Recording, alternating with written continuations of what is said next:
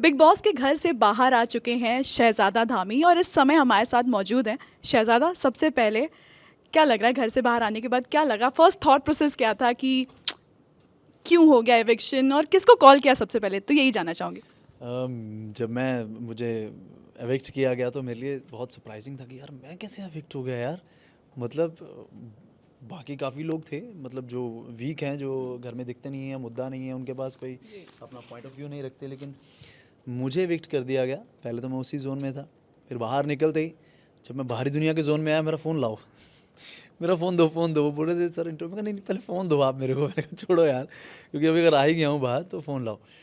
तो वो चल रहा था, और जैसे ही मैंने फ़ोन ऑन किया तो मैसेज आ रहे हैं। फिर उसके बाद मेरी माँ से बात हुई, फिर मेरे भाई से बात हुई, फिर मेरे बेस्ट फ्रेंड से बात हुई, फिर घर चले गए।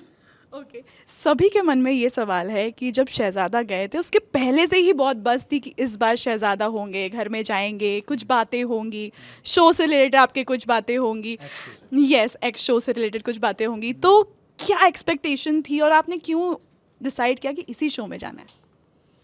मेरी ये जो लोगों को जो परसेप्शन थी कि मैं जाऊंगा और मैं कुछ पास्ट के बारे में बोलूँगा, है ना। तो मेरी ऐसी कोई प्लान नहीं था, क्योंकि जो चीज़ मेरी ज़िंदगी से बीत चुकी है, जा चुकी है, वो जा चुकी है। उसको पास्ट में रह के अगर आप जियोगे ना, तो आपका प्रेजेंट ख़राब हो जाएगा, और फ्यूचर के बारे में भी सोच के जियोगे तो भी आपका प्रेजेंट ख़राब हो जाएगा। तो मैं फ़्लो के साथ चलता हूँ, और मैं फ़्लो के साथ ही आया, और मेरे को जो चीज़ें सही लगी घर में मैंने वही बोली हैं, और उन्हीं चीज़ों पे लड़ा हूँ जो ज़रूरी थी, वाजिब थी। मुद्दे क्लियर थे, मेरा पॉइंट ऑफ व्यू होता था, और गेम बहुत अच्छी जा रही थी।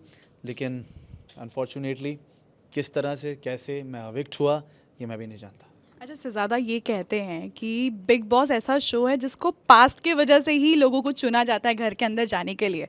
तो आपको लगता है कि ये पास्ट ही वो वजह थी जिसके बारे में हाईलाइट ज़्यादा किया जा रहा था? एंड राजन सर को भी लेके जिस तरह से आपने बात की, आपने बोला कि ऐसी-ऐसी चीज़ें हुई थी, आपको लगता है आपका पॉइंट आपने पूरी तरह से रखा? क्योंकि दोनों एंड से बात नहीं हो रही थी, तो एग्ज़ैक्टली हुआ क्या था, ये लोग अभी भी कन्फ्यूज़ हैं। पहली बात तो ये है कि मैंने किसी का नाम नहीं लिया कि मैं किसकी बात कर रहा हूँ, और ना ही मैं लेता हूँ, ना ही मैं लूँगा कभी भी। और ये मुद्दा ना तो मुझे कभी खोलना है, ना मैं खोलना चाहता हूँ। पास्ट में मैं एक इंटरव्यू कर चुका हूँ, आप सब लोगों ने देखा है, वही है, जितना है दे दिया है। उसके अलावा बहुत सारी चीज़ें हैं जो हम बोल सकते हैं, लेकिन मैं वो बोलना नहीं चाहूँगा, क्योंकि अगर मैं उसी बैगेज को अपनी ज़िंदगी में अपने कंधे पे चढ़ा के चलता रहूँगा, तो मैं सिर्फ उसके साथ ही सारी ज़िंदगी अपनी ख़राब कर लूँगा। मैं आगे नहीं बढ़ पाऊँगा, और मेरे लिए ज़िंदगी में आगे बढ़ते रहना सबसे अच्छी बात है। इन चीज़ों को पीछे छोड़ देते हैं ना यार, क्यों साथ लेके जाना है। तो इसलिए मुझे इसके बारे में बात करनी ही नहीं। अच्छा, बहुत लोगों को ऐसा लग रहा है इंडस्ट्री बहुत छोटी है जी। और आपको लगता है कि जिस तरह से अभी आपने एक डायरेक्टर के बारे में या एक प्रोडक्शन के बारे में बात की कि ऐसा ऐसा हुआ, तो आपको लगता है इससे कुछ काम में फ़र्क पड़ेगा या फिर आपको लग रहा है कि किस तरह से इसे दिखाया गया या प्रोजेक्शन जो था, जो करने गए थे वो हुआ कि नहीं आपके हिसाब से? देखिए, पहली बात तो ये है, किसी की भी कोई इंसान कैसा है, किसी के कहने से उसका नरेटिव सेट नहीं हो सकता कि आपने मेरे बारे में कुछ बोल दिया, मैं वैसा हूँ। वो उसकी अप्रूवल आप नहीं दे सकते हो। वो लोग जो मेरे साथ काम करेंगे, जो लोग मुझे देखेंगे, मेरी ऑडियंस देखेगी, उनको पता चलेगा। और इस शो में जाके आई एम श्योर सब लोगों ने देखा, जैसे कि मैंने बाहर आते ही ये तारीफ़ सुनी है कि शहज़ादा तुम बहुत ही रिस्पेक्टफुली अंदर से बाहर आए हो, बहुत पॉजिटिव नोट पे बाहर आए हो, और ऑडियंस ने भी देखा कि शहज़ादा वो नहीं है जी। जो बताया गया था, जो दिखाया गया था, वो नहीं है। और मेरे लिए बहुत बहुत ही अच्छी बात है कि ऑडियंस ने मुझे देखा कि नेचुरली मैं कैसा हूँ। और करियर पे अगर किसी चीज़ का असर पड़ना है ना, तो बेवजह ही पड़ जाएगा भाई। अगर तुम्हारी किस्मत अच्छी है, तुम्हारा मुकद्दर अच्छा है, वो कोई नहीं छीन सकता। अच्छा, आप जब घर में गए थे तो प्रतीक्षा ने भी इंटरव्यू दिया था कि अच्छा। अगर उनको भी मौका मिला तो वो आपके सपोर्ट में जाएँगी। हाँ, हाँ। तो आपको लगता है कि ये चीज़ वहाँ पर और क्लैरिफ़ाई होती अगर प्रतीक्षा भी होती साथ में या वो भी आती, कुछ बात करती फिर या तो बहुत फिर? कुछ होता, फिर तो बहुत कुछ होता, फिर तो बहुत चीज़ें हो जाती। और कहीं न कहीं मेरे को अंदर था कि कहीं उसको ना भेज दे। अगर उसको भेज दिया तो फिर चीज़ें तो भाई, फिर तो बहुत कुछ मिलता आप लोगों को। बट ठीक है, अभी हम बाहर आ गए, अपन जा नहीं रहे कहीं। अच्छा, लंबी रेस का घोड़ा नहीं बन पाए आप बिग बॉस के घर में, क्या वजह आपको लगती है? क्योंकि अभी ऐसा है कि घर में बहुत से ऐसे लोग हैं जो शायद आपसे पहले चाहिए था उनको, आपको क्या लगता है? नहीं, लंबी रेस का घोड़ा मैं बन पाया नहीं बन पाया ये कोई डिसाइड नहीं कर सकता। मैं अपनी गेम अच्छे से चल रहा था। अभी एविक्शन हुई है, अगर वोटों के बेस पे हुई है तो फिर मैं क्या ही कर सकता हूँ उसमें, राइट? मैं अपना गेम प्ले कर सकता था, मैं मुद्दे रख सकता था, मुद्दों पे लड़ सकता था, अच्छा ट्रू रियल कंटेंट दे सकता था, वो जो ऑडियंस में सच्चा जाए कि मैं रियल हूँ, मैं जैसा दिखता हूँ, जैसे मैं जिन चीज़ों पे स्टैंड लेता हूँ, गलत को गलत बोलता हूँ, सही को सही बोलता हूँ, गलत को सही कभी नहीं बोलता, और मैं उस पॉइंट पे पूरा जीवन मैं कायम रहूँगा। वो मेरा बेसिक नेचर है और लोगों ने वो देखा है, लोगों ने पसंद किया है। अच्छा, ये कह सकते हैं यही रीज़न था, विवियन पोक हो रहे थे बार बार, उन्होंने शायद नायरा को भी कहा था कि आपको जाके समझाएं कि आप विवियन ने प्रोवोक नहीं ना बोला था, विवियन ने नहीं बोला था कि मुझे जाके बोल रहे। नायरा को कुछ नहीं समझाया था नहीं उन्होंने। कुछ नहीं, नारायण को समझाया था। एक्चुअली विवियन ने मेरे साथ बदतमीजी की तो मैंने उसको बाहर आके समझाया। मैंने कहा भाई ये सब चीज़ें तो मेरे मुंह पे बोलना, तू क्या ये लड़कियों को बुलाता है, तू सुन सुन सुन ये क्या करता है, तो मेरी आंखों में आंखें डाल के एक बार बोल दे। राइट। वो बोल रहा है कोई तू एग्जिस्ट तो कर ले ऐसे। मैं कहा चल बैठ बैठ के मैं तेरे से बात करता हूँ। अगेन उसने अपना पॉइंट रखा, जी। चल दिया। ओके। तो तुम सुन ही नहीं रहे हो भाई। तो नायरा मेरे पास आई, नायरा ने बोला कहती दादा मैं उससे बात करने जा रही हूँ। मैं कहा तू नहीं जाएगी, कहती नहीं, कहती क्योंकि मेरे को मैं चाहती हूँ कि तुम दोनों दोस्त बनो। मैंने कैसे कैसे दोस्त बन जाएंगे यार हम लोग, राइट। क्योंकि वो बंदा तहजीब से तमीज़ से बात ही नहीं करता है और मेरे को उसका दोस्त बनना ही नहीं है, तू क्या करेगी। लेकिन फिर भी वो गई वहाँ पे, मन मर्जी करके गई, उसने जाके उससे बात की। बात करने के बाद वो आई और आने के बाद उसने फिर से वैसा ही रिएक्ट किया। मैंने कहा सी तू बता, तू समझा के आई है ना, है ना। अभी अभी आप लोगों ने क्या उठाया कि विवियन ने उसको बोला बात कर, विवियन ने नहीं बोला उसको, वो गई थी। हाँ? इसीलिए ऐसा बहुत बातें हो रही थी कि ये विवियन ने समझाया है नायरा को नहीं कि आपसे जाके बात करें। नहीं, नायरा गई थी बात करने उसके पास कि तुम दोनों मत लड़ो, तुम दोनों दोस्त बन सकते हो।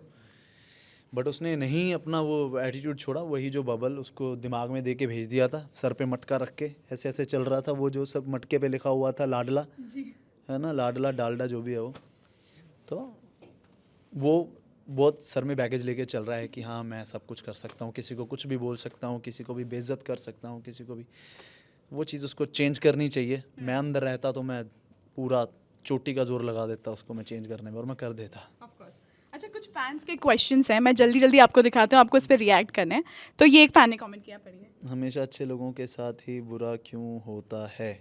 इस पर आपको अपनी रिएक्शन देनी हमेशा अच्छे लोगों के साथ बुरा क्यों होता है, मतलब मैं अच्छा हूँ। अब मेरे बारे में बात करें तो पहले तो थैंक यू सो मच मुझे अच्छा बोलने के लिए कि मैं अच्छा हूँ। चलो यार किसी ने तो अच्छा समझा मुझे, समझ में तो है। ट्रेंड ट्विटर, विवियन को बिग बॉस और सलमान खान कुछ नहीं बोलते और अब तो उसका एटीट्यूड भी भगवान जैसे हो गया है, डर ही नहीं है उसको, कोई कुछ कहे तो बिग बॉस अपनी आवाज़ से सबको डरा देते हैं। ऑल्सो हाँ यार देखो ये भी है ना कि ये हो सकता है बिग बॉस की स्ट्रेटजी हो। क्या स्ट्रेटजी हो कि भैया हर बार तुम लोग बोलते हो कि बिग बॉस बायस्ड है बोलते हैं ना, जी। तो इस बार बोलेंगे ले मैं ही बायस्ड हूँ। ठीक है, अब इससे फाइट करो तुम लोगों को उससे फाइट करना है। अब कई लोग अपना वो छोड़ के बैठ गए हैं कि यार नहीं हम लड़ ही नहीं सकते, है ना, कि ये तो लाडला बना दिया है, ये तो बायस्ड हो गया, मतलब इसको सपोर्ट मिल रहा है। तुम्हें उससे फाइट करनी है भाई उन चीज़ों से। Vivian is Avinash Elder brother, rudeness and arrogance wise. ये सब आपके एविक्शन पे ही लिखे गए हैं कमेंट्स। बट फ़र्क ये है कि अविनाश फेक एरोगेंस दिखाता है, विवियन की रियल है। ओके। और विवियन उसके कंधे पे रख के गोली चला के आ गया है। कलर फेस ही विनर होता है, विवियन कुछ करे या ना करे, गुटखा खा खा कर मुंह टेढ़ा विवियन ही को जिताएंगे। नहीं भाई ऐसा नहीं होता कुछ भी, मुझे नहीं लगता कि ऐसा होता है कि कलर का फेस है और वो उसी को जिताएंगे। पास्ट में बहुत सारे ऐसे हैं जो कॉमनर आके जीत के गए हैं यार। ये लास्ट एक बिग बॉस ओटीटी में वो जो नॉर्मल लड़का एक आके जीत के गया है, तो बहुत बार ऐसा हुआ कि कलर फेसेस नहीं जीते हैं। तो ये बहुत ही मिसकंसेप्शन है कि कलर फेस को जिताते हैं। हाँ ये है कि ये सबको ऐसा हुआ होगा कि हाँ ये कलर में इसने बहुत शो किए हैं तो कलर बायस रहेगा, तो उन्होंने ऑलरेडी वो चीज़ आपके सामने रख दी कि आपको उसको फाइट करना है उसके सामने। अभी आगे जाके क्या वो चीज़ बदल दें Bigg Boss, you never know. Last सवाल। भाई Shehzada should have done a love angle with Naira Banerjee, they would have gone ahead. भाई गेम के लिए प्यार मोहब्बत नहीं करता मैं, प्यार मोहब्बत करता हूँ, सच्चा करता हूँ। बस यही आंसर। ओके, जाते जाते व्यूवर्स से क्या कहेंगे, क्योंकि बहुत एक्सपेक्टेशंस हैं उनको, शायद वो खतरों में भी आपको देखना चाहते हैं, और हमने सुना आप ऑलरेडी बहुत कुछ प्लान कर रहे हैं, शायद कुछ आप जल्दी साइन भी करें। नहीं, मैं खतरों प्लान व्लान में कुछ नहीं करता भाई। फ्यूचर क्या आएगा मेरे पास। हाँ, अगर खतरों आता है तो ऑलवेज खतरे जो है मेरा, अगर मैं उस वक्त फ्री हुआ, मेरे पास डेट्स हुई, तो मैं 100% खतरों के खिलाड़ी करूँगा, क्योंकि मुझे वो करना है। Okay, thank you so much, आपने हमारे से बात की, बहुत अच्छा लगा बात करके। होप जल्दी हम आपको कहीं देखें। पक्का। मुंबई से स्नेहिल यादव, एबीपी न्यूज़।